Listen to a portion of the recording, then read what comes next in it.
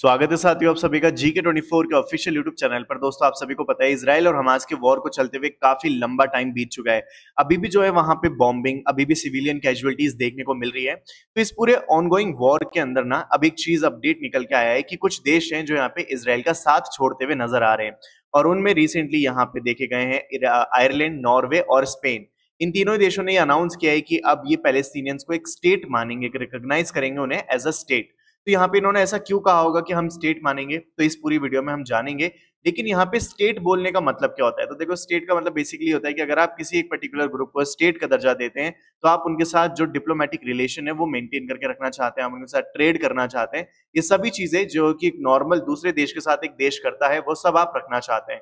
तो इससे क्या होगा कि यहाँ पे इनका ये कहना है, स्पेन, नॉर्वे और आयरलैंड का, कि अगर हम इन्हें पैलेस्टीनियन स्टेट का दर्जा देंगे तो इनको क्या होगा, इनको सेफ्टी मिलेगी, इनको सिक्योरिटी मिलेगी। क्योंकि अभी जिस तरीके से यहाँ पे गाजा पट्टी में देखा जा रहा है, कॉन्टिन्यूअसली बॉम्बिंग हो रही है और इन लोगों के पास जाने के लिए कहीं दूसरी जगह भी नहीं है। तो इस वजह से जो है यहाँ पे इन्होंने ये स्टेप लिया है। लेकिन अभी डिटेल में और मैं आपको समझाऊंगा।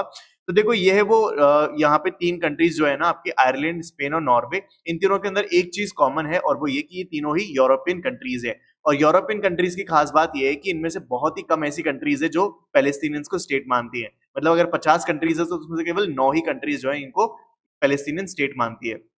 आप यहाँ देख सकते हो, ये ऑरेंज में हाईलाइटेड वो एरिया है, वो रीजन है जो अभी पैलेस्टीनियंस को कह रहे हैं कि ये उनको स्टेट मानेंगे।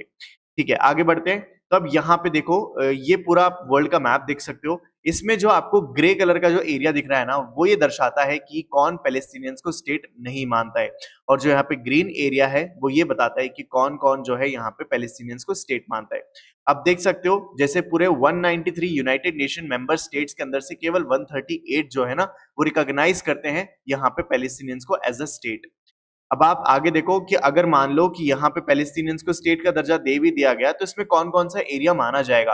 तो यहाँ पे बात बहुत ही सिंपल है। एक तो ये गाजा स्ट्रिप हो गई, ठीक है, ये माना जाएगा पैलेस्टीनियन स्टेट। और दूसरा यहाँ पे वेस्ट बैंक, ठीक है, इन दोनों एरिया को माना जाएगा पैलेस्टीनियन स्टेट। और बाकी का जो बचा हुआ एरिया है जो आप ग्रीन में देख रहे हो, ये तो आपको पता ही है कि ये किसकी टेरिटरी है, तो ये है इजराइल की टेरिटरी। अब देखो, यहाँ पे जैसे ही अनाउंसमेंट की ना नॉर्वे, आयरलैंड और यहाँ पे स्पेन ने कि हम यहाँ पे पैलेस्टीनियन को स्टेट का दर्जा देंगे, तो इसका जो रिएक्शन देखा गया इजराइल की ओर से वो ये देखा गया कि इन्होंने अपने एम्बेसडर जो इन तीनों ही देश के अंदर थे उनको वापस बुला लिया और ये कहा कि भाई तुम तो वापस आ जाओ, हम इन तीनों देशों से निपट लेंगे। क्योंकि यहाँ पे इजराइल बिल्कुल भी खुश नहीं है इस पूरी अनाउंसमेंट से कि भाई आप इनको पैलेस्टीनियंस को स्टेट मान रहे हो, तो इसका मतलब तो ये कि आप जो इन्होंने हमारे साथ बुरा किया है, जो हमारे हॉस्टेजेस किए हैं, जो हमारे लोगों को मारा है, आप उस चीज को भूल गए हो। तो यहाँ पे देखो, ये जो तीनों ही देश है ना, इनका ये कहना है कि अभी तक जो पूरा वॉर हुआ है ना, ये हमास का और इजराइल का, इसके अंदर ऑलरेडी बहुत सारी जानें जा चुकी है। अगर आप बहुत ही प्रिसाइजली बात करो तो 37,000 लोग जो है ना, पैलेस्टीनियन लोग जो है ना, वो अभी तक मारे जा चुके हैं इस पूरे वॉर के अंदर। और यहाँ पे करीब आप देख सकते हो कि 224 ह्यूमैनिटेरियन एड वर्कर्स और 179 एम्प्लॉइज, ये सब भी मारे जा चुके हैं। तो ये जो मृतकों का आंकड़ा है ना, ये बहुत बड़ा है। और आज के टाइम पे वहां पे हो क्या रहा है कि वो सबसे पहले नॉर्थ गाजा में था, तो यहाँ पे बॉम्बिंग हुई। तो जैसे ही वो सारे यहाँ पे बॉम्बिंग हुई तो जितने भी सिविलियंस थे वो भागकर गाजा सिटी में आए। फिर गाजा सिटी में बॉम्बिंग होना स्टार्ट हो गई तो फिर वो देर अल बला में आ गए। यहाँ पे भी बॉम्बिंग स्टार्ट हुई, वो खान यूनिस में आए, इसको भी बुरी तरीके से तबाह कर दिया गया बॉम्ब से। फिर वो उसके बाद राफा सिटी में आए और फिर अल्टीमेटली ये बोला गया इजराइल के द्वारा कि यहाँ पे राफा सिटी के अंदर बहुत सारे यहाँ पे हमास के मिलिटेंट छुपे हुए हैं जिनको हमें जड़ से खत्म करना है, और इसकी वजह से फिर वो यहाँ पर भी बॉम्बिंग कर रहे हैं।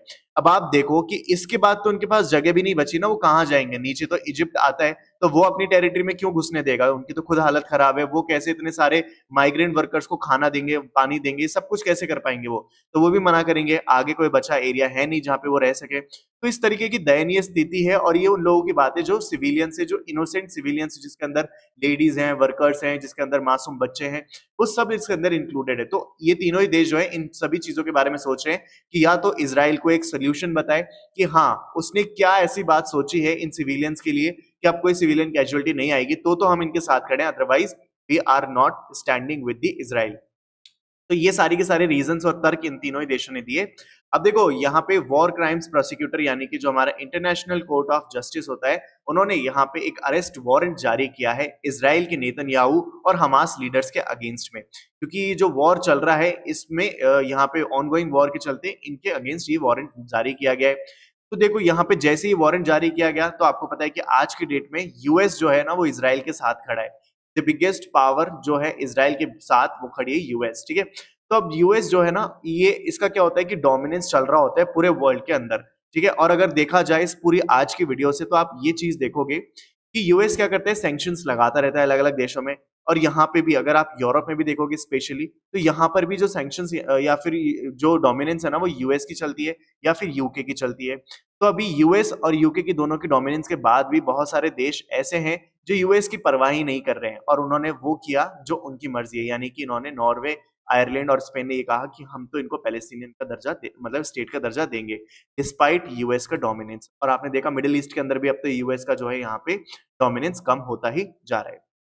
तो खैर ये सारी चीजें, तो ये सब तर्क दिए यहाँ पे इन तीनों ही देशों ने। और यहाँ पे जैसे ही ये पता चला कि अरेस्ट वारंट जारी हो गया है नेतन्याहू के अगेंस्ट, तो यहाँ पे यूएस कहता है कि देखो अगर आपने आईसीसी ने कोई भी एक्शन लिया अगेंस्ट नेतन्याहू तो हम क्या करेंगे, सैंक्शंस लगा देंगे आईसीसी के ऊपर। तो अब आप सोच रहे हो कि ये कितनी बड़ी बात है, लेकिन इट हार्डली मैटर, या फिर पूरा वर्ल्ड जो है अब धीरे धीरे करके इस चीज को समझता जा रहा है दैट यूएसए का कोई भी यहाँ पे डोमिनेंस जो है नहीं है इतना कुछ खास, और यहाँ पे चीजें जो जैसे होनी चाहिए वो वैसे हो भी रही है। तो खैर आज की वीडियो में बस मुझे इतना ही आपको अपडेट देना था regarding this latest ongoing conflict between Hamas and Israel. तो अगर आपको वीडियो अच्छी लगी हो तो सब्सक्राइब करना चैनल को, और अगर आप किसी एग्जाम की तैयारी करें तो मेक श्योर कि आप GK24 और vocab24 एप्लीकेशन को डाउनलोड जरूर कर ले, क्योंकि ये दोनों ही एप्लीकेशन आपको हेल्प करेंगे आपकी एग्जाम को और अच्छे से प्रिपरेशन करने में। जैसे vocab24 आपको इंग्लिश की प्रिपरेशन करने में हेल्प करेगा, जिसमें आपका कॉम्प्रिहेंशन, सिनोनिम्स, एंटोनिम्स, आपका फिलर्स, ठीक है, और एरर सब कुछ यहाँ पे आपको मिल जाएगा। यहीं अगर बात करूं मैं आपके GK24 की, तो आपको यहाँ से जीके, जीएस, आपका current affair, previous year question, MCQ सब कुछ आपको यहाँ देखने को मिल जाएगा। तो दोनों ही एप्लीकेशन का लिंक जो है डिस्क्रिप्शन में है, आप लोगों के लिए ही डिजाइन की गई है। ज्यादा से ज्यादा यूज करो और ज्यादा से ज्यादा बेनिफिट लो। मिलते हैं जल्द अगली वीडियो में।